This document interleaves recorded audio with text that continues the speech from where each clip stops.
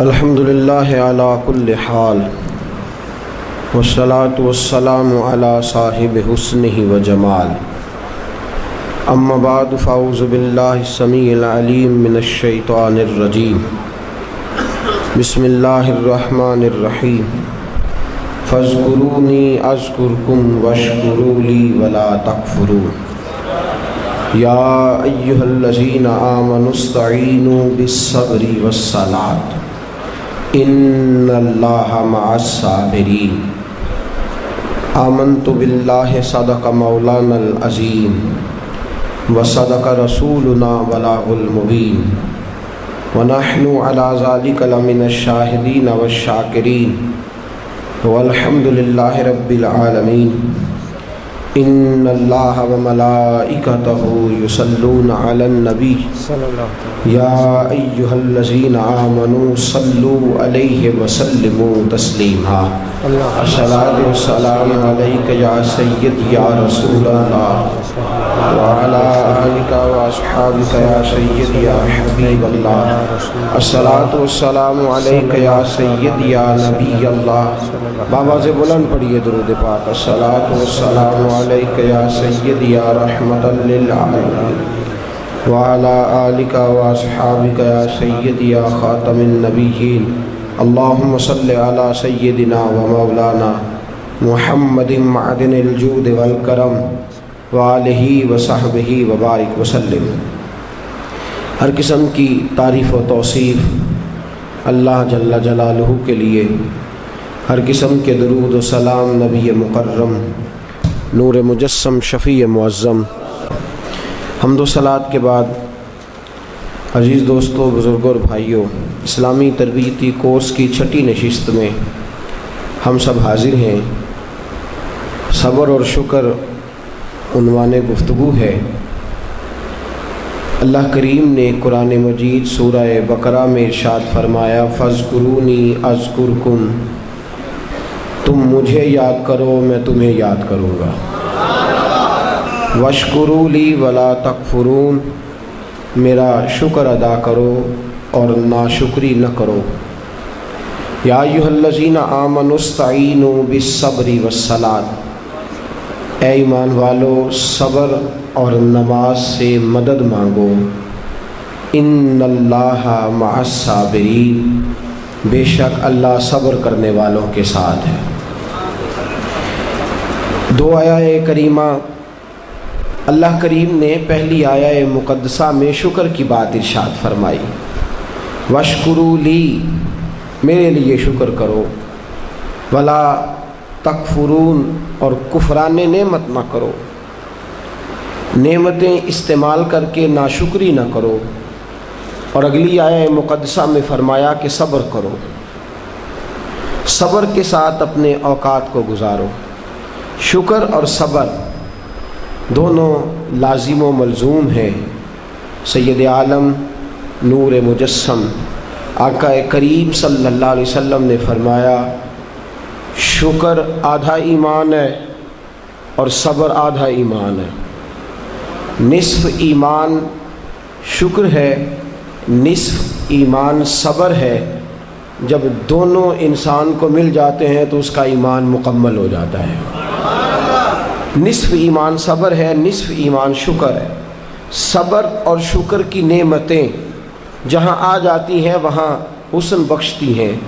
صبر اور شکر جہاں آ جاتے ہیں وہاں انسان کو تسلی دے دیتے ہیں۔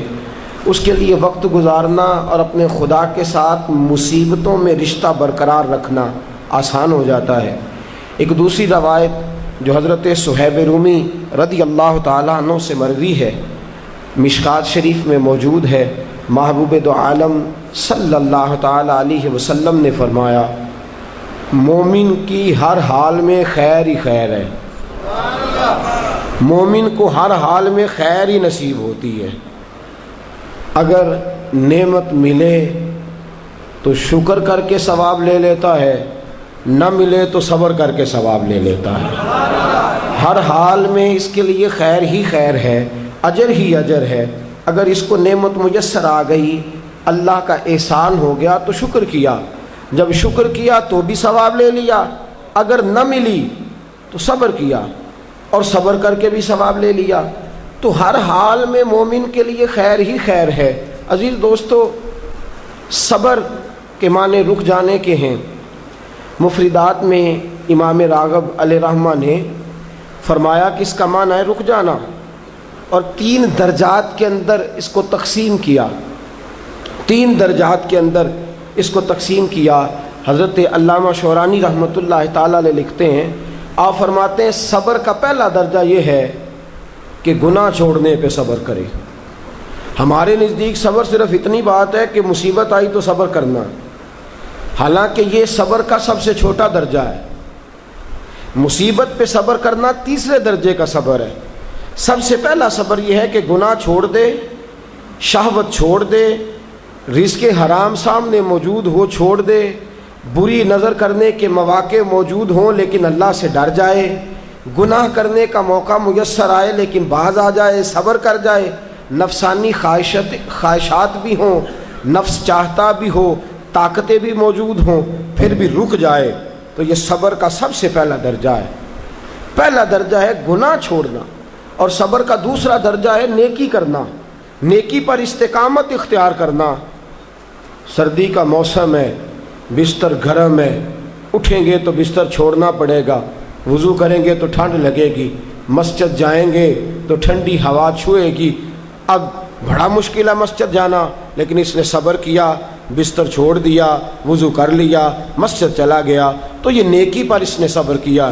بڑا مشکل کام ہے، رمضان کا مہینہ ہو، سحری کی ہو، نیند بڑی آ رہی ہو، پنکھا چل رہا ہو، بستر بچھا ہو، لیکن چھوڑ چھاڑ کے حسین مہرج حال درس سننے چلے آنا، نیکی پر صبر کرنا اور استقامت کے ساتھ صبر کرنا، گرمی کے موسم میں بیٹھ کر کے خدا رسول کی رضا کے لیے آنا، تو نیکی کے کاموں پر صبر کرنا، یہ دوسرے درجے کا صبر ہے۔ اور اللہ نے کوئی مصیبت ڈال دی، 2 قسم کے مصائب آتے ہیں انسانوں پر۔ ایک، کبھی ہم سے خطا ہو جاتی ہے، اور رب فرماتا ہے وما اصابکم من مصیبت فبما کسبت ایدیکم، تم پر جو مصیبتیں آتی ہیں وہ اس لیے آتی ہیں کہ میں تمہارے گناہوں کی کوئی چھوٹی موٹی سزا دنیا میں ہی دے کے تمہیں آخرت کی سزا سے بچا لیتا ہوں، کوئی چھوٹی موٹی مشکل دنیا میں ڈال کے۔ وما اصابکم من مصیبت فبما کسبت ایدیکم، فرمایا تم پر جو مصیبتیں آتی ہیں وہ تمہارے اپنے ہاتھوں کی وجہ سے آتی ہیں، تمہارے ہاتھوں کے کسب کی وجہ سے آتی ہیں۔ وَيَعْفُو عَنْ كَثِيرٍ، اور بہت سارے گناہ تو میں ویسے ہی معاف فرما دیتا ہوں، سب پر تو سزا دیتا ہی نہیں، کچھ تمہارے گناہوں پر سزا دیتا ہوں۔ مصیبت آتی ہے، ایک انسان پر مصیبت وہ آتی ہے جو اس کی غلطیوں کی وجہ سے آتی ہے، اور ایک مصیبت وہ آتی ہے جب اللہ اسے آزمانا چاہتا ہے۔ وَلَنَبْلُوَنَّكُمْ بِشَيْءٍ مِّنَ الْخَوْفِ وَالْجُوعِ وَنَقْصٍ مِّنَ الْأَمْوَالِ وَالْأَنفُسِ وَالثَّمَرَاتِ وَبَشِّرِ الصَّابِرِينَ، فرمایا میں ضرور تمہیں آزماؤں گا، میں ضرور تمہیں آزماؤں گا، خوف دے کر، جانوں مالوں پھلوں کی کمی دے کر، اور اگر تم نے صبر کیا تو میرے محبوب انہیں جنت کی اور میری رحمت کی خوشخبری سنا دیجئے۔ 2 قسم کی مصیبتیں آتی ہیں، ایک مصیبت وہ ہوتی ہے جو انسان کے اپنے گناہوں کی وجہ سے، اس کی اپنی غلطیوں کی وجہ سے، اس کی اپنی کوتاہیوں کی وجہ سے آتی ہے، اور ایک میرے دوستو وہ مصیبت ہوتی ہے جو اللہ کی طرف سے آزمائش بن کے آتی ہے۔ ہم گناہگاروں پر جو مصیبت ہوتی ہے وہ اللہ تبارک و تعالیٰ کی طرف سے بعض اوقات ہماری خطاؤں کی سزا ہوتی ہے، اور اگر کوئی نیک بیمار پڑ جائے تو اس کی اللہ آزمائش فرما رہا ہوتا ہے، اس کی اللہ آزمائش کرتا ہے، اللہ تبارک و تعالیٰ اس پر فضل فرماتا ہے، اس کی آزمائش کرتا ہے۔ پھر ان مصیبتوں پر جو شخص صبر کرے، اپنے آپ کو روکے، جزا و فضا سے روکے، آہذاری سے روکے، شکوے شکایت سے روکے، رب فرماتا ہے اگر میری رضا پہ راضی ہو گیا تو ان اللہ مع الصابرین، باقی نیکیوں پر میں ثواب دیتا ہوں، اور جو کوئی صبر کرتا ہے رب فرماتا ہے میں اس کا بن جایا کرتا ہوں، صبر کرنے والوں کے ساتھ ہو جاتا ہوں، صبر کرنے والے کی معیت میں ہو جاتا ہوں، صبر کرنے والے کو اپنا قرب عطا فرما دیتا ہوں۔ تو صبر کرنا صبر کا معنی کیا ہے؟ ایک ہے بیٹا فوت ہوا، 10 دن جم کے روئے، چلائے، چیخے، بڑا کچھ کیا، اور 10 دن کے بعد کسی نے پوچھا کیا حال ہے؟ جی صبر آ گیا۔ یہ صبر نہیں ہے، یہ صبر نہیں آیا، یہ زخم صحیح ہو گیا ہے، اب آہستہ آہستہ زخم بھرنے لگا ہے۔ یہ صبر نہیں، وقت ایک مرہم ہے، اب تو مرہم آ گیا ہے تیرے زخموں پر، یہ صبر نہیں۔ صبر کیا ہے؟ صبر یہ ہے کہ عین اس وقت جب مصیبت آئی، عین اس لمحے جب پتا چلا کہ جوان بیٹا آنکھوں کے سامنے دم توڑ گیا ہے، اس نے کہا انا للہ و انا الیہ راجعون، یہ اللہ کی طرف سے تھا، اللہ ہی کی طرف رجوع کر گیا۔ عین مصیبت کے وقت سید عالم صلی اللہ علیہ وسلم نے فرمایا، روایت مشکات میں موجود ہے، دیگر کتب احادیث میں موجود ہے، فرمایا انما صبرہم عند الصدمۃ الاولی، فرمایا صبر یہ ہے کہ عین صدمے کے وقت جس نے صبر کیا، عین صدمے کے وقت، عین مصیبت کے وقت، عین اس وقت جب اس پر دکھ کا پہاڑ آیا، عین اس وقت جس نے صبر کیا، وہ اصل صابر ہے۔ حضرت ایوب علیہ السلام، توجہ ہے آپ کی میری بات پہ؟ نیند آ رہی ہے کہ چھا رہی ہے؟ آ رہی ہے کہ چھا رہی ہے؟ مجھے کل ایک ساتھی نے بتایا، کہنے لگے آپ مجھے بار بار جگاتے ہیں، مجھ پہ نیند آتی نہیں، مجھ پر چھائی جاتی ہے، تو آپ جگاتے ہیں تو میں کوشش بڑی کرتا ہوں پر چھائی ہوتی ہے، اگر میں ادھر سے جاگتا ہوں تو اس طرف سے آ جاتی ہے، ادھر جاگتا ہوں تو پیچھے سے آ جاتی ہے، تو بنیادی طور پہ آئی نہیں ہوتی، میرے اوپر چھائی ہوتی ہے۔ تو میرا خیال ہے وہ ایک آدمی کی بات ہے، اب آپ سارے نا یہ پروگرام بنا لیجئے گا، اور کل آپ بھی یہی مسئلہ بتانا شروع کر دیں کہ یہ آ نہیں رہی ہے، چھا رہی ہے، یہ صرف اس ایک دوست کے ساتھ مخصوص بات۔ حضرت ایوب علیہ السلام اللہ کے نبی ہیں، 18 سال جناب ایوب علیہ السلام کو اللہ نے صحت عطا فرمائی، تندرستی عطا فرمائی، اونٹ اتنے تھے کہ گنے نہیں جاتے تھے، گائیں اتنی تھیں کہ شمار نہیں کی جاتی تھی، بکریاں اتنی تھیں کہ شاید کوئی ایسی حویلی موجود نہ ہو جہاں ان کو سنبھالا جا سکے۔ فرشتے کہنے لگے مولا تو کہتا ہے تیرا یار ہے، اور وہ تو مال کے اندر لگا ہوا ہے، وہ تو اعلیٰ قسم کے مکانات میں، جائیدادوں میں، 7 بیٹے ہیں اور جوان بیٹے ہیں، وہ تو ہر وقت بچوں سے پیار کرتا رہتا ہے، تو کہتا میرا یار ہے۔ اللہ نے فرمایا وہ میرا یار ہے، میں دلوں کے بھید جانتا ہوں، تم کہتے ہو تو آزمائش کر لیتے ہیں، یاری تیری سونا پر ازمائشاں تیریاں اگ، اے سونا پرکھیا جام دئی پہلو نہ لگاں دے لگ، آزمائش کر لیتے ہیں۔ آزمائش، حضرت ایوب علیہ السلام کی فصلوں کو آگ لگ گئی، فصلیں ساری اجڑ گئیں، جانوروں کو بیماری آئی تو ایک ہی دن میں سارے اونٹ مر گئے، 2 دن گزرے تو ساری گائیں ساری مر گئیں، بکریاں بھی ایک بیماری کا شکار ہو گئیں۔ جناب ایوب اور آپ کی زوجہ گھر سے باہر نکلے تو زلزلہ آیا، ایک ہی دن میں 7 بیٹے، ایک ہی دن میں وارث شاہ مان کری نہ وارثاں دا، رب بے وارثہ کر کے مار دئی، 7 بیٹے ایک ہی دن میں۔ ابھی صدمہ سر پہ تھا کہ رب نے بیمار کر دیا، پورے وجود پر پھنسیاں، پھوڑے، تکلیفیں۔ حضرت ایوب کی زوجہ آپ کی خدمت میں آئیں، کہنے لگی اے ایوب دعا کرو، آپ پیغمبر ہیں، آپ کے منہ سے تو لفظ نکلتے ہیں، اللہ قبول فرما لیتا ہے، آپ دعا کرو۔ کہنے لگے یہ بتا شفا کتنا عرصہ رہی ہے، مال کتنا عرصہ رہا ہے، یہ بتا میرے پاس اولاد کتنا عرصہ رہی ہے۔ کہنے لگی 18 سال۔ کہنے لگے 18 سال اس کا فضل، کرم، احسان رہا ہے، اب ذرا مجھے 18 سال تکلیف میں رہ لینے دے، پھر دعا بھی کر لوں گا، پہلے مجھے 18 سال گزار لینے دے نا، جتنا وقت اس نے مجھے آسانی میں دیا ہے اتنا ذرا تکلیف تو بھئی، سکھ آئے تو خوشی خوشی کیا بات ہے، کیا بات ہے، کیا بات ہے، دکھ آئے تو شکوہ شروع کر دیا، صبر ہی نہیں کیا، ٹھہرا ہی نہیں، کہا مجھے 18 سال ذرا گزار لینے دے، اس کے بعد دعا کر لوں گا۔ کہنے لگی دعا کرنے میں کیا حرج ہے، دعا کر دیں، کہنے لگے دعا کر کے کیا کروں؟ رب سے عرض کریں کہ شفا دے دے. تو فرمانے لگے اللہ کو نہیں پتا ایوب بیمار ہے. اس کو خبر نہیں کہ ایوب بیمار ہے. جے سونا میرے دکھ وچ راضی تے پھر سکھ نو چلے ڈاواں. اس کو نہیں خبر بیمار ہے. میں صبر کروں گا، میں صبر کروں گا. 18 سال گزرے.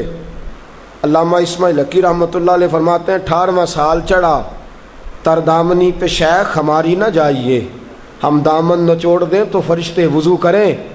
وہی فرشتے بارگاہ خداوندی میں کہنے لگے یا اللہ ہم جان گئے ہیں واقعی تیرا پکا یار ہے، اس قابل ہے کہ یار بنایا جائے. حضرت ایوب علیہ السلام تندرست ہو گئے، شفا ہو گئی. ایک عرصہ گزرا تو آپ کی زوجہ ایک دن آپ سے پوچھنے لگی ایوب وہ دکھ اچھے تھے یا یہ سکھ اچھے ہیں؟ وہ دکھ اچھے تھے یا سکھ؟ آپ فرمانے لگے دن تو سارے ہی اللہ کے ہیں، پر اگر مجھ سے پوچھو تو دکھ ہی اچھے تھے. اگر مجھ سے پوچھو تو دکھ اچھے تھے. صبر کرتا تھا، کبھی کبھی رو بھی پڑتا تھا. دکھ تھے تو بارگاہ خداوندی میں جاتا تھا تو آنسو بھی بہہ جاتے تھے. تکلیفیں تھی تو سجدہ کرتا تھا تو مصلی بھیگ جاتا تھا. درد تھا ہاتھ اٹھاتا تھا تو داڑھی پہ آنسو گرتے تھے. جب سے سکھ آئے ہیں آنسو ہی خشک ہوتے چلے جا رہے ہیں. یہ دکھ ہے تو درد ہے، دکھ ہے تو سوز ہے، دکھ ہے تو انسان کے دل کے اندر تڑپ ہے. فرمایا مجھے تو لگتا ہے اصل اللہ کا بندہ وہی ہے کہ اللہ اسے مصیبت پہ رکھے اور وہ خدا سے صبر کر کر کے اجر حاصل کرتا رہے. صبر کرنا، صبر کرنا اور مصیبتوں کے اوپر اپنے آپ کو ٹھہرانا کام مشکل. اور جب اللہ آزمائش ڈالتا ہے نا تو جو کام سیدھے ہوتے ہیں وہ بھی الٹے ہونے شروع ہو جاتے ہیں. جب خدا کی طرف سے وَلَنَبْلُوَنَّكُمْ بِشَيْءٍ مِّنَ الْخَوْفِ وَالْجُوعِ وَنَقْصٍ مِّنَ الْأَمْوَالِ وَالْأَنفُسِ وَالثَّمَرَاتِ، جب اللہ کی طرف سے آزمائش آتی ہے، جب انسان پر اللہ کی طرف سے کوئی چیز نازل ہوتی ہے، آپ سونے کو ہاتھ رکھتے ہیں تو مٹی ہو جاتی ہے. آپ کسی طرف بھی، بہت سے دوست آ کے کہتے ہیں جی قدم آگے اٹھاتا ہوں جاتا پیچھے ہے کیا کروں؟ تو میں اکثر عرض کرتا ہوں کہ تھوڑے دن قدم اٹھانا ہی چھوڑ دیں. کیا کریں؟ بیٹھ کے اللہ اللہ کریں، صبر کریں، دعا کریں. کچھ وقت انسان پر ایسا ہوتا ہے تلک الایام نداولھا بین الناس، جو اللہ نے انسان کے دن بدل کے رکھنے ہوتے ہیں. کچھ وقت ایسا ہو، پھر ایک وقت آتا ہے کہ وہی انسان مٹی میں ہاتھ رکھتا ہے تو اللہ اسے سونا بنا دیتا ہے. رب آزمائش کرتا ہے، رب آزماتا ہے.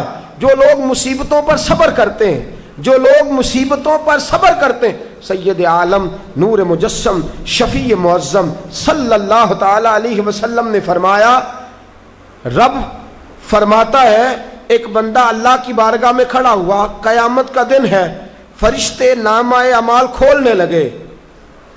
اللہ نے فرمایا فرشتوں تمہیں پتہ ہے میں نے اسے دنیا میں بڑے دکھ دیے تھے، اس پر بڑی آزمائشیں آئی تھیں، اس نے زندگی بڑی تکلیف میں گزاری تھی، تمہیں خبر ہے؟ یا اللہ ہم جانتے ہیں بڑا صابر ہے، بڑا صابر ہے. اس نے صبر کے ساتھ وقت گزارا، صبر کے ساتھ اپنے اوقات کو طے کیا. رب فرماتا ہے جو اتنا صبر کرے میں اس کا نامہ اعمال ٹٹولوں. اس کا نامہ اعمال کھولتے ہوئے مجھے شرم آ رہی ہے، سارا کچھ لپیٹ دو اور بغیر حساب کتاب اسے جنت میں داخل کر دو. یہ صبر کرنے والا ہے، یہ صبر کرنے والا ہے. مجھے حیا آتی ہے کہ یہ صبر. بڑی گاڑی دیکھ کے بھی صبر کرنا چاہیے.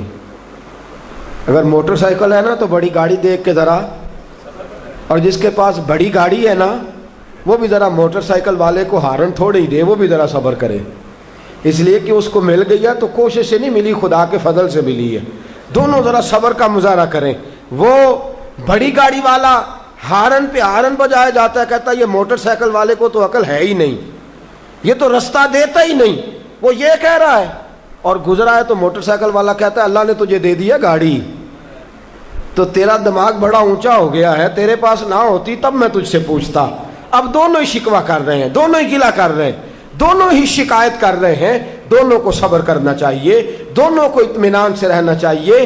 جب انسان کے وجود میں صبر آ جاتا ہے، جب اس کو صبر نصیب ہوتا ہے. بڑی خوبصورت حدیث، بڑی، بخاری شریف میں موجود ہے.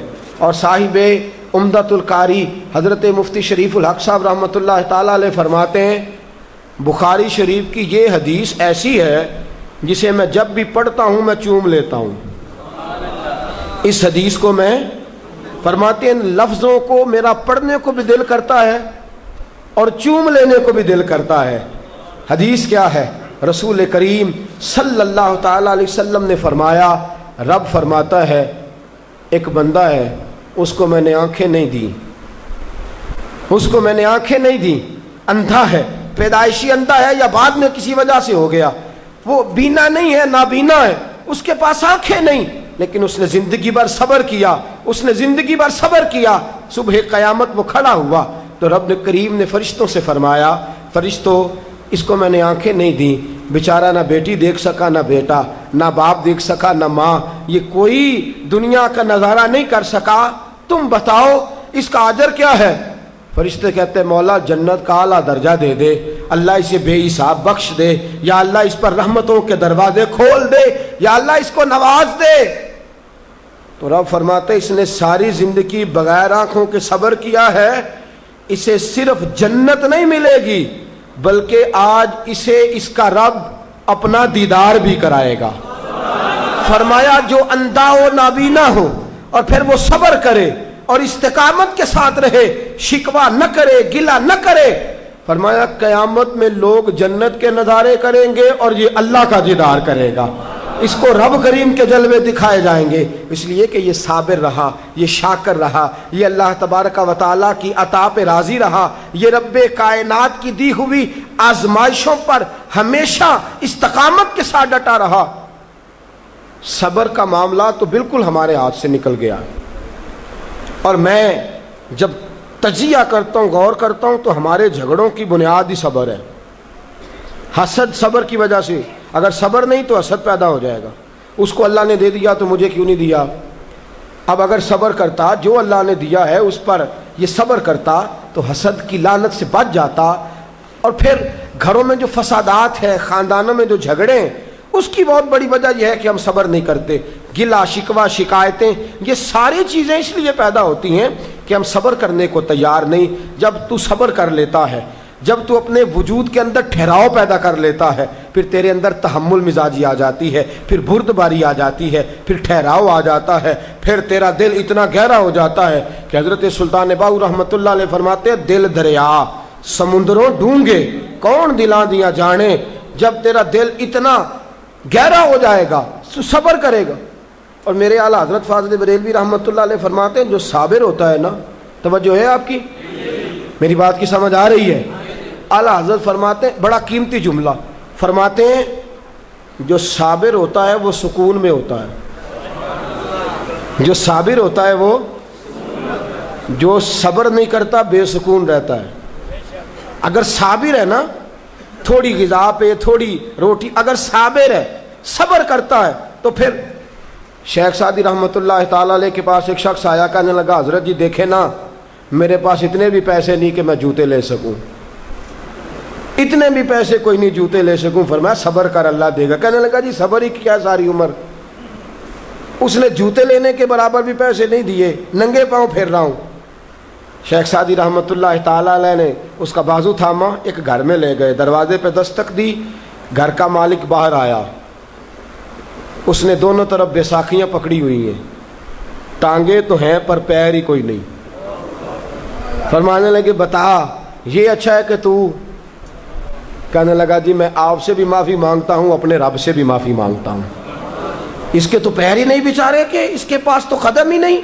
دوستو جب صبر رخصت ہو جاتا ہے، جب صبر رخصت ہو جاتا ہے، نبی پاک صلی اللہ تعالی علیہ وسلم نے فرمایا خدا اگر تجھے مصیبت دیتا ہے نا، اور ان مصیبتوں پر جب اللہ تجھے قیامت میں اجر دے گا، دنیا میں رب تجھے جو مصیبتیں ڈالتا ہے ان مصیبتوں پر جب قیامت کے دن اللہ تجھے اجر دے گا تو تیرا دل چاہے گا کاش سکون ہوتا ہی نہ، آزمائشیں ہی آزمائشیں ہوتی، کاش سکون نہ ہوتا، آزمائشیں ہی آزمائشیں ہوتی جب تو وہ اجر دیکھے گا.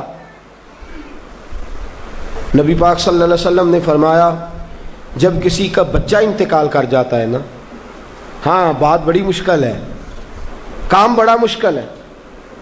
جب کسی کا بچہ، بیٹا یا بیٹی انتقال کر جاتا ہے، وہ کسی دانشور نے کہا تھا کہ میرا باپ انتقال کر گیا، 6 مہینے گزرے تو میرا 18 سال کا بیٹا بھی انتقال کر گیا.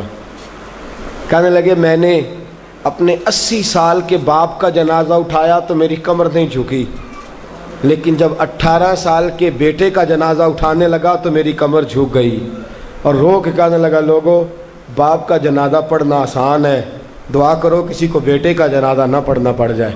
بڑا مشکل کام ہے، بڑا کٹھن مرحلہ ہے، یہ بڑی آزمائش کا معاملہ ہے. نبی رحمت صلی اللہ علیہ وسلم نے فرمایا جب کسی کا بچہ انتقال کر جاتا ہے، جب کسی کا بیٹا یا بیٹی انتقال کر جاتا ہے، فرشتے اس کی روح لے کے اللہ کی بارگاہ میں جاتے ہیں. رب فرماتا ہے تم میرے بندے کے جگر کا ٹکڑا لے آئے ہو، اس کے وجود کا حصہ لے آئے ہو، اس کی روح کی ٹھنڈک لے آؤ ہو. بولو تو صحیح میرا بندہ کیا کہتا تھا، بتاؤ میرا بندہ کیا کہتا تھا، اس نے کیا کہا؟ فرشتے کہتے ہیں مولا جب ہم نے اس کے بیٹے کی روح قبض کی اور وہ اپنے بیٹے کی میت پہ آیا تو اس نے تیرا گلہ نہیں کیا، شکوہ نہیں کیا، بلکہ اس نے کہا انا للہ و انا الیہ راجعون، یہ دیا بھی اللہ نہیں تھا، لے بھی اللہ ہی گیا ہے. جب اس نے یہ بیٹے کی میت دیکھی ہے تو اس نے یہ کہا ہے کہ اللہ کا مال تھا، اللہ لے گیا. رب فرماتا ہے باقی کے کام چھوڑ دو، جنت کی طرف جاؤ اور میرے اس بندے کے لیے اور اس کے بیٹے کے لیے ایک مکان بنا دو. جنت میں جاؤ، دنیا کی زندگی تو تھوڑی ہے نا، اور آخرت کی زندگی حد ہی کوئی نہیں، اس کی حد ہی کوئی نہیں، کتنی لمبی ہے. فرمایا دنیا میں تو کٹھے نہیں رہ سکے، اب جنت میں مکان بنا دو، اس میں اس کا باپ بھی رہے گا، یہ بھی رہے گا. حضرت ابو ہریرہ رضی اللہ تعالیٰ عنہ فرماتے ہیں اللہ کے محبوب صلی اللہ تعالیٰ علیہ وآلہ وسلم کے صاحبزادے جناب ابراہیم علیہ السلام فرماتے ہیں حضور کے صاحبزادے، آپ رات کو جب ان کی ولادت ہوئی تو نبی کریم علیہ السلام ہمارے درمیان آئے. جاگیے ذرا غور فرمائیے گا بات پہ. سید عالم صلی اللہ علیہ وسلم تشریف لائے اور ہم نے حضور کے چہرے کو چمکتے دیکھا، ہم نے آنکھوں میں ایک خوبصورتی، ایک رنگ ڈھنگ دیکھا. ہم نے کہا یا رسول اللہ موڈ مبارک بڑا اچھا ہے، حضور کوئی خیر کی خبر ہے؟ فرمایا مجھے مبارک دو، اللہ نے مجھے بیٹا عطا فرمایا ہے، میرے آنگن میں پھول کھلا ہے، خدا نے مجھے بیٹے کی دولت سے نوازا ہے، میرے آنگن میں پھول کھلا ہے. فرماتے ہیں اگلے ہی دن، ایک روایت ہے کچھ عرصے کے بعد، ایک روایت ہے اگلے ہی دن ظہر کے بعد میرے محبوب نے پیار کرنے کے لیے بیٹا اٹھایا اور صاحبزادے کی سانسیں اکھڑنے لگی. رسول پاک کے صاحبزادے نبی پاک کے مقدس ہاتھوں میں سانسیں اکھڑ رہی ہیں. حضور کے دستے مبارک میں صاحبزادے نے وصال کر دیا. آنکھیں بند کی تو نبی کریم کی مقدس آنکھوں میں آنسو آئے. رات خوشی تھی، رات حضور مبارکیں وصول کر رہے تھے، رات مسکرا رہے تھے، صحابہ کے جرمٹ میں بیٹھ کر محبت کی بات ہو رہی تھی. ایک ہی تو رات گزری ہے، 24 ہی تو گھنٹے ہوئے ہیں، آنکھوں میں آنسو بھر آئے ہیں. حضرت عبداللہ ابن عمر رضی اللہ تعالیٰ عنہ عرض کرتے ہیں یا رسول اللہ آپ رو رہے ہیں؟ حضور صاحبزادے کا انتقال ہوا تو رو رہے ہیں؟ نبی رحمت صلی اللہ تعالیٰ علیہ وسلم نے فرمایا عبداللہ دل میرا غمزدہ ہے، آنکھوں میں آنسو ہیں، پر میں اپنی زبان سے وہی جملے کہوں گا جس سے میرا اللہ راضی ہوگا. میں کوئی بے صبری والی بات نہیں کروں گا، میں کوئی ایسا جملہ نہیں کہوں گا جس سے میرا خدا ناراض ہو جائے. اگرچہ میرا دل غمزدہ ہے، اگرچہ میں پریشان ہوں، اگرچہ میری آنکھیں آنسو بہا رہی ہیں، یہ محبت کی علامت ہے، یہ پیار کی علامت ہے. لیکن فرمایا میری زبان سے کوئی کسی کے ہاں میت ہو جائے تو آنسوؤں سے رونا محبت کی علامت ہے. اگر آنسو آتے ہیں نا تو یہ تو محبت ہے. حضرت عثمان بن مظعون رضی اللہ تعالیٰ عنہ کا وصال ہوا تو اللہ کے محبوب کی آنکھوں میں آنسو آئے. سیدہ عائشہ صدیقہ رضی اللہ تعالیٰ عنہ نے کہا یا رسول اللہ آپ روتے ہیں؟ فرمایا یہ آنسو محبت کی علامت ہے. خدا کو بین کرنا ناپسند ہے، شور کرنا ناپسند ہے، باتیں کر کر کے رونا، شور کرنا، آہوزاری کرنا، ماتم کرنا، فرمایا یہ چیزیں خدا کو پسند نہیں. شور کرنا بالخصوص خواتین اس بات پہ ضرور توجہ کریں، اس کی باتوں کا تذکرہ کر کر کے رونا، اونچی آواز میں بیان کرنا اور بار بار تڑپ کے کہنا کیا بنے گا، کہاں جائیں گے، کیسے گزر اوقات کریں گے. یہ جملے کہنا اللہ کے رسول کو اتنا ناپسند ہے کہ نبی پاک صلی اللہ علیہ وسلم نے فرمایا جو عورت میت پر بیان کرتی ہے یا جو شخص ماتم کرتا ہے، فرمایا وہ تو میری امت میں ہی شامل نہیں ہے. فرمایا میں تو اس کو شامل ہی نہیں سمجھتا. لیس منی، وہ ہم میں سے نہیں ہے. صبر کرے، ٹھہر جائے، اللہ کی رضا پہ راضی ہو جائے، قضا پہ راضی ہو جائے، جھک جائے خدا نے. اتنا شور کرنا، اتنی آہوزاری کرنا، اور معاذ اللہ بعض اوقات تو کفریہ جملے بولے جاتے ہیں. انتقال ہو گیا، تبھی موت چلا گیا، ہارٹ اٹیک سے انتقال، تو کہتے ہیں ہم پہ ظلم ہو گیا ہے. معاذ اللہ، آپ اللہ کو ظالم کہہ رہے ہیں، خدا کو ظالم کہہ کے کفر اکٹھا کر رہے ہیں. کفریہ فکرے بولے جاتے ہیں. معاذ اللہ تعالیٰ ثم معاذ اللہ، ایسی باتیں کی جاتی ہیں جو شریعت اسلامیہ میں سخت سزا کی مستحق ہیں. صبر کرنا، حوصلہ کرنا، آنسوؤں سے رونا، اپنے دل کے اندر محبت رکھنا، لیکن کبھی بھی کسی موقع پر بھی اپنی زبان سے گلہ کرنا، شکوہ کرنا، شکایت کرنا، کسی بابت کوئی بات بھی کرنا، دوستو یہ شریعت اسلامیہ میں جائز نہیں. صبر کریں، صبر کا پہاڑ بن جائیں. ان اللہ مع الصابرین، اللہ صبر کرنے والوں کے ساتھ ہے، اللہ صبر کرنے والوں کو جزا دیتا ہے. اور حضور نے فرمایا جب بھی تم پہ کوئی مصیبت آئے، الذین اذا اصابتہم مصیبہ قالوا انا للہ و انا الیہ راجعون. جب بھی کوئی مصیبت آئے پڑھا کرو انا للہ و انا، صرف فوتگی کے وقت نہیں، جب بھی کوئی مصیبت آئے کیا پڑھنا ہے؟ انا للہ و انا الیہ. اور یاد رکھیے مصیبتیں اللہ کے پیاروں پر آتی ہیں. 500 سال فرعون نے دعوی خدائی کیا ہے معاذ اللہ. 300 سال فرعون کا حال یہ تھا کہ ننگے پاؤں کانٹوں پہ چلتا تھا اور اس کے پیر میں کانٹا بھی نہیں چبھتا تھا. فرشتے کہتے ہیں یا اللہ یہ کیا ہے؟ وہ تو اور ڈٹ جائے گا کہ میں خدا ہوں. فرمایا مہلت دے رہا ہوں. جو بیمار ہوتے ہیں وہ اللہ کے فرما بردار ہوتے ہیں، ان کو تو ساتھ تھوڑی تکلیف دے کے اللہ معاف کرتا رہتا ہے، ورنہ ڈھیل دیتا. ایک صحابی ہیں، طبقات ابن سعد میں روایت ہے، ایک صحابی اپنی بیوی سے کہتے ہیں پانی لاؤ. رات کا وقت ہے، آنکھ کھلی تو کہتے ہیں اٹھ پانی لا. بیوی پیالے میں پانی لائی، سو گئے، آنکھ لگ گئی. فرما بردار بیوی ساری رات پانی لے کے کھڑی رہی، ساری رات. کبھی سنتے تھے ہم بھی بزرگوں سے کہ بیویاں ایسا کرتی ہیں، کبھی سنا کرتے تھے. وہ شوہر بھی بڑے تقوی اور طہارت والے ہوتے تھے تو بیویاں بھی بڑی فرما بردار ہوتی ہیں. کہ ساری رات بیوی پانی کا پیالہ لے کے کھڑی ہے. صبح آنکھ کھلی تو اپنی بیوی سے کہنے لگے کیا بات ہے تیری، مانگ تو کیا مانگتی ہے، آج تو جیسے کہے گی میں ویسے کر دوں گا. ساری رات تو کھڑی رہی، بول جس طرح تو کہے گی. بیوی نے عجیب ہی بات کر دی، کہنے لگی آپ اس طرح کریں مجھے طلاق دے دیں. اب بات کر بیٹھے تھے کہ تو جیسے کہے گی. اور صحابہ سچاؤں لوگوں کی جماعت ہے، سچائیاں ان پہ ناز کرتی ہیں. تیرا وعدہ ہے کہ تو جیسے میں کہوں گا ویسے، جیسے میں کہوں گی تو کر دے گا، مجھے طلاق دے دے. شوہر بڑا پریشان ہوا، میں نے وعدہ کر لیا تھا جیسے تو کہے گی، اب تو کہتے ہیں طلاق دے دے، یہ کیسے ممکن ہے؟ اتنی فرما بردار بیوی، اتنی اچھی بیوی دوبارہ میسر آنا مجھے ناممکن نظر آتا ہے. میں کیسے طلاق دے دوں؟ وعدہ بھی ہے، بات بھی کر لی ہے، اب تیرا مطالبہ بھی ہے، کیا کروں؟ بڑے پریشان ہو گئے. جب کسی طور بھی بات ہے نا مشکل مرحلہ، بات مشکل ہے نا، جیسے تو کہے گی میں ویسے. بندہ دعویٰ وہ کرے جو اس سے ہو جائے گی بات، جو دعویٰ کر. اچھا کچھ دوست آ کے کہتے ہیں جی کوئی حکم، کہتے ہیں نا، تو اگر ان کو یہ حکم دے دیا جائے کہ چھت پہ کھڑے ہو جاؤ ساری رات نماز پڑھو تو کیسا؟ مشکل ہے نا. تو بندہ یہ کیوں نہ کہے کہ جناب آپ حکم کریں، اگر میری پہنچ میں ہوگا تو میں اس پہ عمل کروں گا۔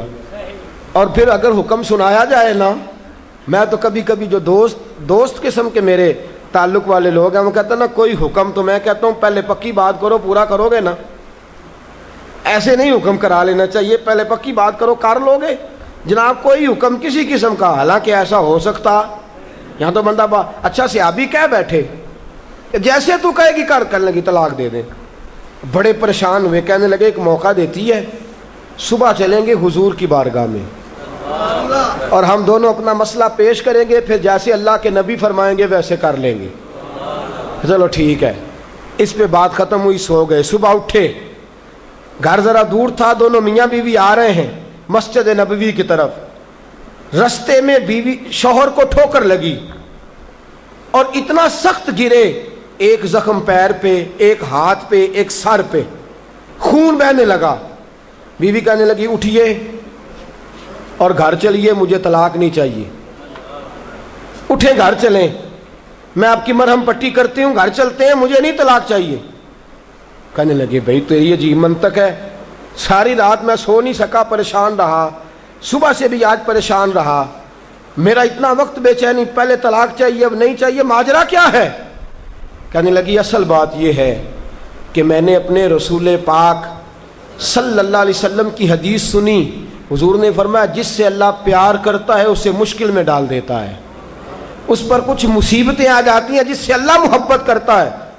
تو میں جب سے تیرے گھر آئی تھی میں نے کوئی مصیبت نہیں دیکھی تھی، تو میں سمجھنے لگی تھی کہ اللہ تجھ سے پیار نہیں کرتا، لیکن آج تجھے چوٹ لگ گئی ہے، تجھ پر کچھ تھوڑی مشکل آئی ہے، تو مجھے سمجھ آئی ہے کہ نہیں اللہ تجھ سے پیار کرتا ہے، لہذا میں تجھ سے طلاق نہیں رہوں گی، تیرے گھر کے اندر ہی وقت گزاروں گی۔ آپ اندازہ فرمائیے کہ یہ مصیبت آنا اور صبر کرنا کتنی اعلیٰ بات ہے کہ صحابہ ڈھونڈ رہے ہیں، تلاش کر رہے ہیں کہ جس پر مصیبت آ نہیں رہی وہ تو بڑا عجیب آدمی ہے، جس پر مشکل آ نہیں رہی وہ تو بڑا جو ہے وہ اللہ تبارک و تعالیٰ کا کہیں نافرمان نہ ہو۔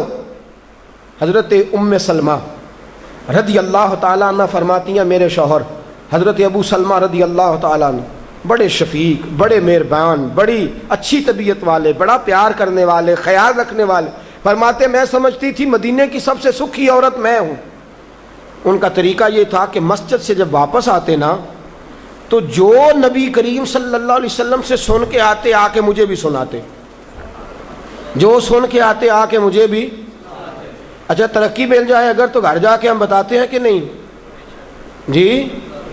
ہاں ایک بات کئی دفعہ نہیں بتاتے، اگر تنخواہ بڑھ جائے تو اس میں کئی دفعہ کوتاہی کرتے ہیں، وہ نہیں بتاتے گھر اس لیے کہ ہمیں پتہ ہے اگر ہم نے تنخواہ بڑھانے کا بتایا تو ادھر سے خرچہ بھی بڑھ جائے گا، لہٰذا یہ کبھی کبھی ہم کوتاہی کرتے ہیں، لیکن بہرحال اپنی ترقی ضرور بتا دیتے ہیں کہ میری ترقی ہو گئی ہے، یہ اتنا ضرور ہم بتا دیتے۔ اچھا یہ ساری باتیں اگر ہم بتاتے ہیں اور پھر اور بھی کئی قصے گھر جا کے سناتے ہیں، آج دفتر میں یہ شغل ہو گیا، یہ بات ہو گئی، سناتے ہیں بات، اور یہ بری بات بھی نہیں ہے، گھر والوں کے ساتھ جا کے خوش طبی کرنا اور گھر کے اندر کا ماحول خوشگوار رکھنا یہ حضور علیہ السلام کی سنت ہے۔ لیکن یہ جو ہم حدیث سنتے ہیں، فرمان سنتے ہیں، قرآن و سنت کی بات سنتے ہیں، یہ بھی ہمیں گھر جا کے سنانی چاہیے۔ صحابہ جو سن کے آتے تھے گھر جا کے یہ کام بھی کرنا چاہیے، یہ بھی صحابہ کی سنت۔ نبی پاک صلی اللہ تعالی علیہ وسلم کے صحابی حضرت ابو سلمہ رضی اللہ تعالیٰ عنہ کی عادت ہے گھر جاتے اور جو حضور سے سنا گھر جا کے سناتے، آج آئے تو حضرت ام سلمہ رضی اللہ تعالیٰ عنہ فرماتی ہیں، آگے کہنے لگے آج میں نے بڑی پیاری حدیث حضور سے سنی ہے، تو بھی یاد کر لے۔ کہا وہ کون سی؟ کہا اللہ کے رسول صلی اللہ علیہ وسلم نے فرمایا جس پر کوئی مصیبت آئے اور وہ کہے انا للہ وَإِنَّا إِلَيْهِ راجعون، اور پھر یہ دعا مانگے کہ یا اللہ یہ جو تو نے مجھ سے چیز لی ہے مجھے اس کا بہتر نعم البدل عطا فرما۔ اِنَّا لِلَّہ پڑھے اور کہے یا اللہ جو دیا ہے اس کا بہتر نعم البدل دے۔ حضور فرماتے ہیں اللہ جو چیز لی ہوگی اس سے بہتر چیز اسے عطا فرما دے گا۔ یہ حدیث گھر جا کے سنائی۔ حضرت ام سلمہ کہتی ہیں میرا چراغ بھی بجھ جاتا تو میں پڑھ دیتی اِنَّا لِلَّهِ وَإِنَّا إِلَيْهِ راجعون۔ میں نے وظیفہ پکا لیا، میں اس پہ مکمل طور پر استقامت کے ساتھ عمل کرنے لگی۔ فرماتی ہے مجھ پر ایسی مصیبت آئی جو میرے لیے بڑی مشکل ہو گئی، میرے شوہر حضرت ابو سلمہ انتقال کر گئے۔ فرماتی ہیں میں نے پڑھا انا للہ و انا الیہ راجعون، میں نے کہا یا اللہ مجھے بہتر نعم البدل عطا فرما۔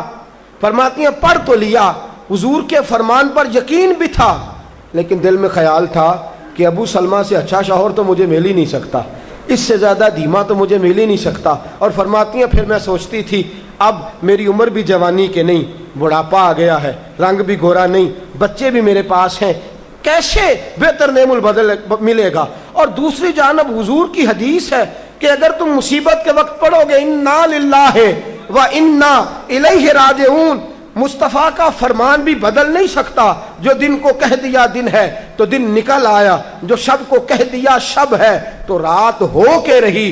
خدا نے ان کی زبان کو وہ اختیار دیا، جو نکلی منہ سے ان کے وہ بات ہو کے رہی۔ یہ تو ہو نہیں سکتا کہ حضور فرمائے اور ایسا ہو نہ۔ فرماتی ہیں پڑھ بھی لیا، عدت کے دن مشکل سے گزارے، عدت ختم ہوئی، میرے دل میں حدیث بھی ہے کہ حضور نے فرمایا اللہ بہتر نعم البدل دے گا، اور دوسری جانب یہ بھی ہے کہ ابو سلمہ سے اچھا شوہر نہیں مل سکتا۔ فرماتی ہیں لوگوں حضور کے فرمان پر قربان جاؤں اور مصطفیٰ کریم کی حدیثوں کے نثار جاؤں۔ مجھے تو اس وقت پتا چلا جب اللہ کے رسول نے پیغام بھیجا کہ میں تیرے ساتھ نکاح کرنا چاہتا ہوں، جب اللہ کے رسول نے پیغام بھیج دیا کہ میں نکاح کرنا چاہتا ہوں۔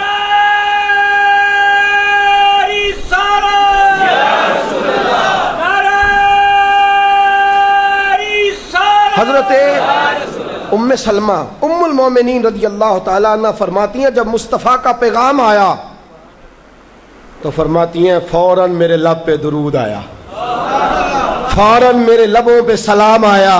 میں نے کہا محبوبہ جو بھی فرماتے ہو سچ ہی فرماتے ہو، جو بھی کہہ دیتے ہو کمال ہی کہہ دیتے ہو۔ یا رسول اللہ میں کہتی تھی مجھے ابو سلمہ سے اچھا شوہر نہیں مل سکتا، اللہ نے مجھے کائنات میں سب سے اچھا شوہر عطا فرما دیا ہے، کائنات میں سب سے۔ میں نے صبر کیا اور حضور کے فرمان پر عمل کیا کہ مصیبت آئے تو کہو انا للہ و انا الیہ راجعون۔ میں نے صبر کیا، شکر کیا، اللہ نے مجھے دھرتی پہ سب سے اچھا شوہر دیا۔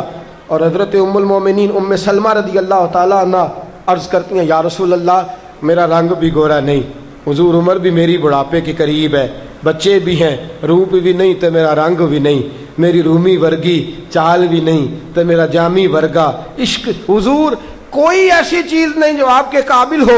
یا رسول اللہ تو امیر حرم میں غریب بے نوا، تو کجا من کجا۔ میرے حبیب نے فرمایا ام سلمہ تیرے پاس غربت بھی ہے، پریشانی بھی ہے، بچے بھی ہیں، مجھے پتا ہے کوئی تیرا سہارا نہیں بنے گا، اور جس کا کوئی سہارا نہ بنے اس کا میں بنا کرتا ہوں۔ فرمایا اس لیے تیرے ساتھ نکاح کرنا ہے تاکہ تجھے سہارا میسر آ جائے۔ میرے رسول پاک نے فرمایا تو مصیبتوں پر آہوازاریاں نہ کر، شکایتیں نہ کر، صبر کر، صبر کا پہاڑ بن۔ اور اعلیٰ حضرت فاضل بریلوی نے لکھا ہے، آپ فرماتے ہیں جتنا کوئی بڑا صابر ہوگا اتنا اللہ کے قریب ہوگا، جتنا صبر زیادہ ہوگا اتنا قرب زیادہ ہوگا۔ صبر کرنا سیکھیں، تھوڑے رزق پر صبر، اللہ کی طرف سے آنے والی آزمائش پر صبر۔ باپ بھی تھوڑا صبر کرے، اگر بیٹے نے اپنا گھر بسا لیا ہے تو اب تھوڑا صبر کرے، اطمینان کے ساتھ وقت گزارے۔ اماں بھی تھوڑا صبر کرے، بیٹا اسی کا رہے گا، تھوڑا صبر کرے۔ بہو بھی اگر آ گئی ہے نا وہ بھی تھوڑا صبر کرے، ذرا اطمینان کے ساتھ رہے۔ اس کو کسی نے جنا ہے، کسی نے اس کو پالا ہے، کسی نے اس کو بیاہا ہے، وہ ذرا صبر کرے، اطمینان۔ ہمارا جو صبر ہے وہ صبر نہیں رہا تو فساد آیا ہے، صبر نہیں رہا تو اختلاف آیا ہے، صبر نہیں رہا تو نفرت آئی ہے، صبر نہیں رہا تو بغض آیا ہے، صبر نہیں رہا تو حسد آیا ہے۔ جہاں صبر نہ ہو وہاں درجنوں مصیبتیں ہوتی ہیں، اور جہاں صبر ہوتا ہے وہاں خدا کے جلوے ہوتے ہیں، جہاں صبر ہوتا ہے وہاں اللہ کا کرم ہوتا ہے، جہاں صبر ہوتا ہے خدا کی عطا ہوتی ہے۔ باقی عبادتوں پر ثواب ملتا ہے اور صبر پر رب رحمان ملتا ہے۔ ان اللہ مع الصابرین، اللہ صبر کرنے والوں کے، اللہ صبر کرنے والوں کے اپنے اندر حوصلہ پیدا کریں، بردباری پیدا کریں، تحمل مزاجی پیدا کریں، ٹھہراؤ پیدا کریں، حوصلہ پیدا کریں۔ امام اعظم ابو حنیفہ بڑی آخری اور بڑی سخت بات، امام اعظم ابو حنیفہ رحمۃ اللہ علیہ، والدہ کی عمر 90 سال سے زیادہ ہے، آپ کے والد صاحب انتقال کر گئے۔ امام اعظم کا ایک حاسد، اور ایک تو ہے نا امام صاحب عالم بڑے تھے، شیخ بڑے تھے، امام صاحب امیر بھی بڑے تھے، اللہ نے مال و دولت میں بھی بڑا فضل فرمایا، صاحب حیثیت آدمی تھے۔ ایک آپ کا حاسد آیا، حسد کرنے والا، اور آ کے کہنے لگا بڑی کڑی بات، تلخ بات جس پہ انسان مارنے مرانے، کہنے لگا ابو حنیفہ میں نے سنا ہے آپ کے ابا جی انتقال کر گئے۔ امام صاحب فرمانے لگے ہاں۔ کہنے لگے سنا ہے آپ کی اماں بڑی خوبصورت ہے، میرے ساتھ نکاح نہیں کر دیتے؟ اب یہ کتنے غصے کی بات ہے، کتنے جلال کی بات ہے، کس قدر تلخ بات ہے۔ امام صاحب فرمانے لگے میری اماں عاقلہ اور بالغہ ہیں، میری ماں عقل والی ہیں اور بالغ ہیں، میں ان سے پوچھوں گا، اگر ان کا نکاح کا ارادہ ہوا تو آپ کو اطلاع دوں گا۔ امام صاحب فرماتے ہیں میرے دل میں غصہ تو آیا، لیکن وہ صبر والی ساری حدیثیں بھی مجھے فوراً یاد آ گئی۔ فرماتے ہیں میں نے فوراً صبر کر لیا، اور میں نے کہا اماں عاقلہ بالغہ ہے، پوچھوں گا، اگر ان کا نکاح کا ارادہ ہوا تو آپ کو اطلاع دوں گا۔ کہتے ہیں یہ کہہ کے میں نے اپنے دل میں کہا مولا اتنے لمبے بھی امتحان نہ لیا کر، کوئی ماں کے بارے میں صبر کیسے کرے، کوئی باپ کے بارے میں صبر کیسے کرے، یا اللہ اتنے دل میں کہا، لیکن مولا میں نے تیری رضا کے لیے صبر کر لیا ہے، اور میں نے حوصلے کا دامن نہیں چھوڑا۔ امام صاحب اٹھے، ابھی چند قدم آگے بڑھے تھے کہ وہ آدمی تڑپنے لگا، اتنا تڑپا کہ اس کی روح پرواز کر گئی۔ لوگ کہنے لگے امام صاحب اسے کیا ہوا؟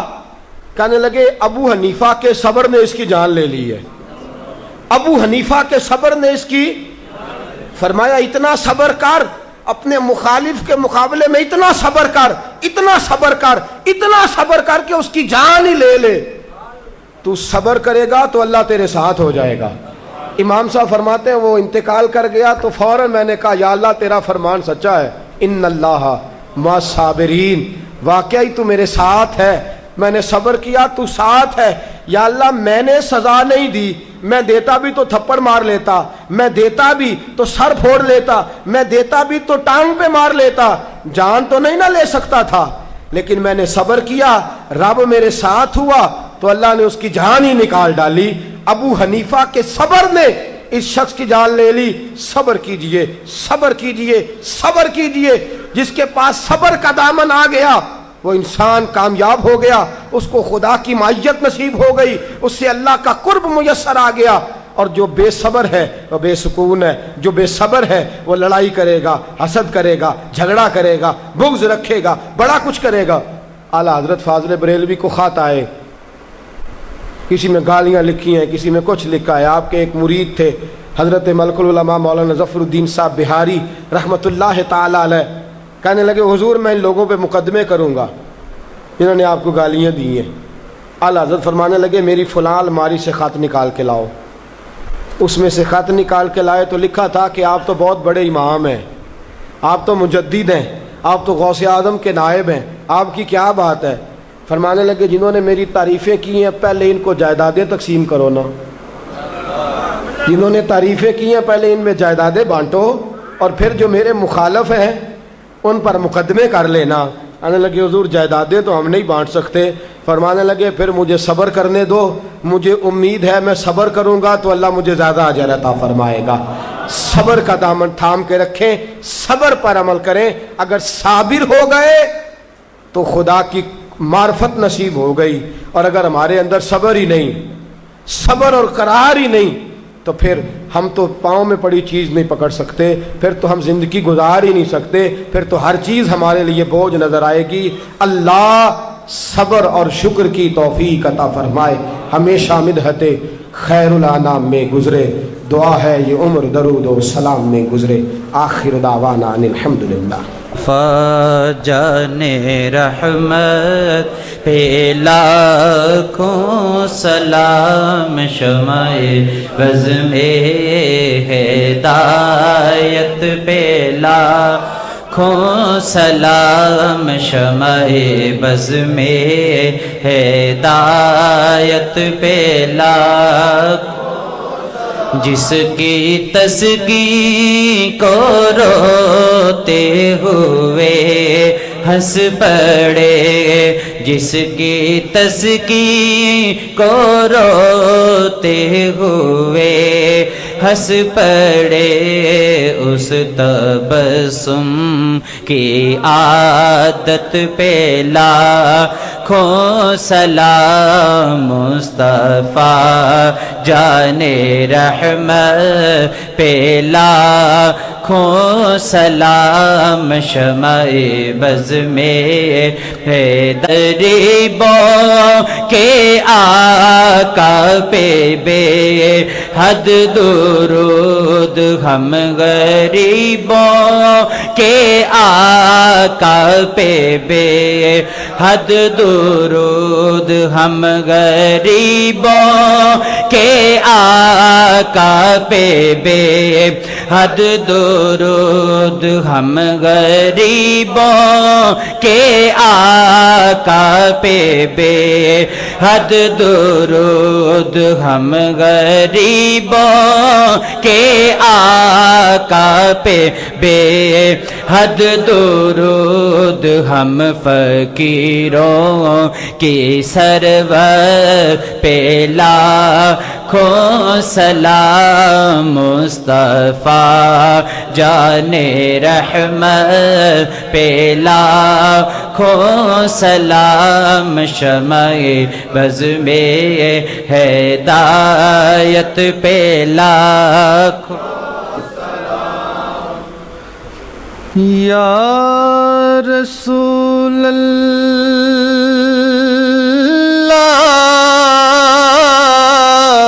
تیرے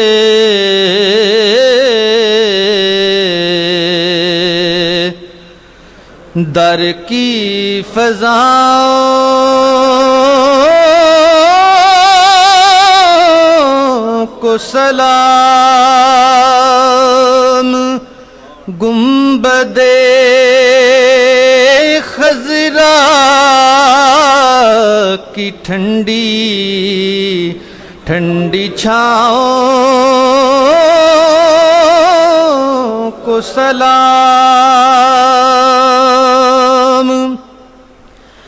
جو مدینے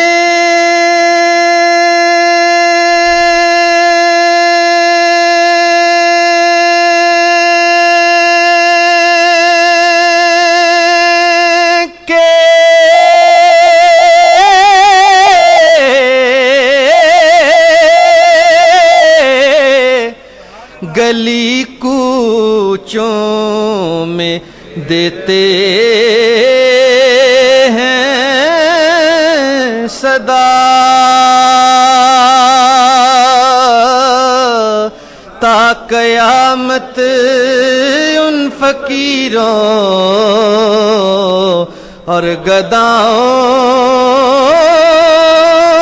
کو سلام والہانہ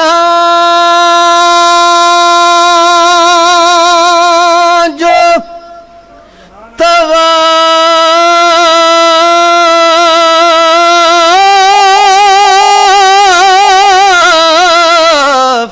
روضائے اقدس کریں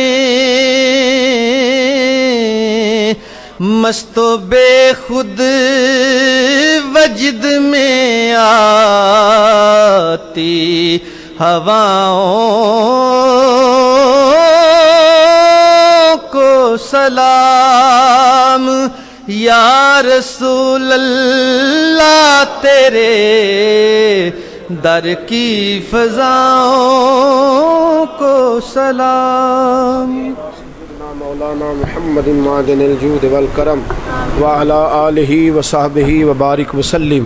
اللہ کریم ہماری حاضری کو درجہ قبولیت عطا فرما، مولا کریم جذبوں میں خلوص عطا فرما، مولا کریم اپنے ذکر و فکر پر کامل پابندی کی توفیق عطا فرما، مولا کریم سجدوں کا ذوق عطا فرما، عبادتوں کا شوق عطا فرما، تلاوتوں کی لذت سے آشنا بنا دے۔ مولا کریم رمضان المبارک کی ساری برکتیں عطا فرما، ساری سعادتیں عطا فرما۔ مولا کریم ہم پہ نگاہ لطف و کرم فرما، جو بیمار ہیں انہیں شفا دے دے۔ اللہ جو مقروض ہیں قرضوں سے رہا کر دے، جو تنگ دست ہیں انہیں وسعت عطا کر دے، جو بے گھر ہیں صاحب گھر کر دے، بے اولادوں کو صاحب اولاد کر دے، اولاد والوں کی اولادوں کو فرما بردار کر دے۔ اللہ علیہ وسلم کی دولت لازوال عطا کر دے۔ مولا کریم ملک پاکستان کی خیر فرما، مولا اندرونی بیرونی سازشوں سے محفوظ فرما۔ اللہ جتنے دوست دور و نزدیک سے چل کے آتے ہیں قدم قدم پہ کروڑوں برکتیں عطا فرما، بے حساب نعمتیں عطا فرما، لا تعداد رحمتیں عطا فرما۔ اللہ کریم ماؤں بہنوں بچیوں کو جزائے خیر عطا فرما، عزت کی چادریں عطا فرما، ان کے دکھوں کو سکھوں سے تبدیل فرما، اپنے اپنے گھروں میں باوقار زندگیاں نصیب فرما۔ اللہ ہم پہ رحم فرما، اللہ ہم پہ کرم فرما، اللہ ہمارے لیے آسانیاں فرما۔ اللہم انا نسألک العفو والعافیۃ فی الدین والدنیا والآخرہ۔ اللہم انی اسألک علما نافعا ورزقا طیبا وعملا متقبلا وشفاء کاملا وتوبۃ قبل الموت وراحۃ عند الموت والعفو عند الحساب۔ سنے کون قصہ درد دل، میرا غم گسار چلا گیا، جسے آشناؤں کا پاس تھا وہ وفا شاری چلا گیا، وہی بزم گئے وہی دھوم گئے، وہی عاشقوں کا ہجوم ہے کمی تو بس میرے چاند